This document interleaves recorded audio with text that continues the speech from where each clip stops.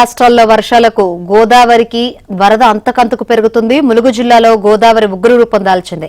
టేకులగూడెంలో 163 జాతీయ రహదారి వద్ద ఉన్న లో లెవెల్ వంతెనను వరద నీరు ముంచెత్తింది. దీంతో తెలంగాణ, ఛత్తీస్గఢ్ మధ్య రాకపోకలు నిలిచిపోయాయి.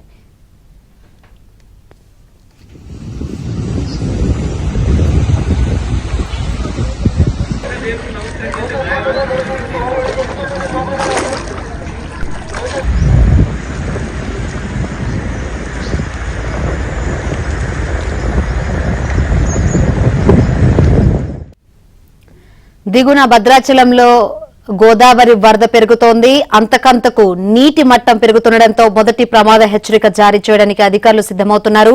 అటు రామాలయ స్నానాల ఘాట్, స్వామివారి నారచీరల ప్రాంతం, సీతవాగు పూర్తిగా నీటిలో మునిగాయి.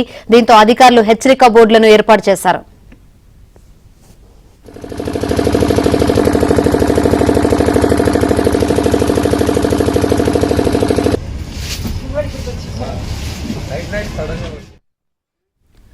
తెలంగాణతో పాటు ఇటు శబరి నుంచి వస్తున్న వరదతో పోలవరం వద్ద గోదావరి ఉధృతంగా ప్రవహిస్తోంది. స్థానికంగా మత్స్యకారులు వేటకు వెళ్లకూడదని, లోతట్టు ప్రాంతాల్లో నివసించేవారు అప్రమత్తంగా ఉండాలని అధికారులు హెచ్చరికలు జారీ చేశారు. పాపికొండల విహారయాత్రకు వెళ్లే బోట్లను నిలిపివేశారు.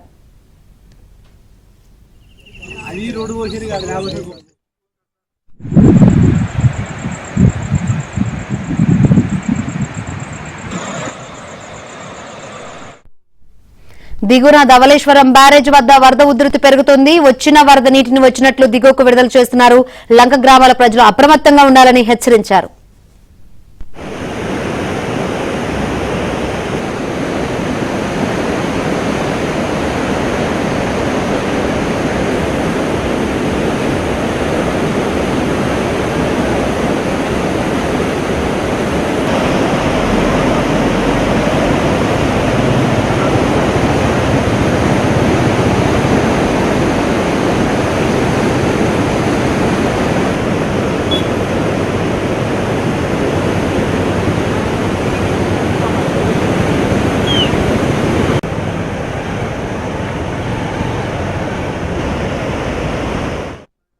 ఎగువ రాష్ట్రాల వర్షాలకు గోదావరి వరద అంతకంతకు పెరుగుతున్న పరిస్థితులు అయితే కనిపిస్తుంది. మరిన్ని వివరాలు అందించేందుకు మా ప్రతినిధి రవి సిద్ధంగా ఉన్నారు. రవి,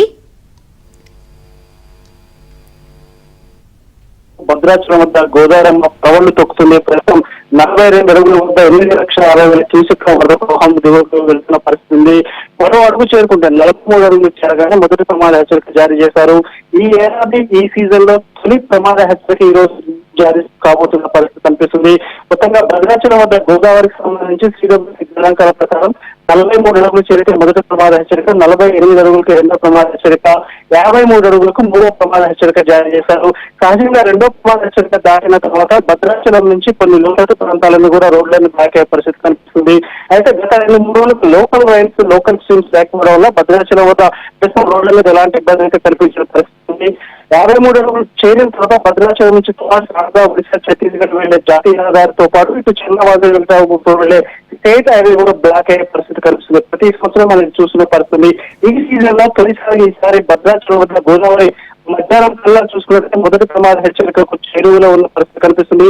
ఈ సందర్భంగా శంకరి మనం ఒక విషయం ప్రస్తావించుకోవాలి. భద్రాచలం వద్ద గోదావరి వరదలకు సంబంధించి ఆల్ టైమ్ రికార్డుగా 1986లో 75.6 అడుగులు 27 లక్షల క్యూసెక్ల వరద వచ్చినప్పుడు నాటి ప్రధాని రాజీవ్ గాంధీ, నాటి ముఖ్యమంత్రి ఎన్టీ రామారావు కూడా వరద ప్రభావిత ప్రాంతాలు పర్యటించిన పరిస్థితి. 1986 తర్వాత చూసుకుంటే రెండో రికార్డు 2022 జూలై 15 గత 3 సంవత్సరాల క్రితం 71.3 అడుగులు వచ్చిన పరిస్థితి కనిపించింది. అంటే భద్రాచలం వద్ద ప్రతి సంవత్సరం గోదావరి రావడం, భద్రాచలం చుట్టుపక్కల ప్రాంతాలను కూడా లోతట్టు ప్రాంతాలు మృగం ఏది సహజంగా జరుగుతుంది. కానీ 1986లో ఎన్టీఆర్ వరద ప్రభావం వల్ల కళ్ళారా చూసిన నాటి మంత్రి తుమ్మల నాగేశ్వరరావు చూసుకుంటే చంద్రబాబు నాయుడు ప్రకటన నిర్మించారు. ప్రస్తుతం భద్రాచలం సింగమాక్షగా ఉన్న గోదావరి వరద నుంచి కరకట్టే కారణమని కూడా స్థానిక మొత్తం వ్యక్తం చేసిన పరిస్థితి. జిల్లా యంత్రాంగం ఏర్పాట్లు చేసుకున్న పరిస్థితి. Shankar, right, thank you Ravi.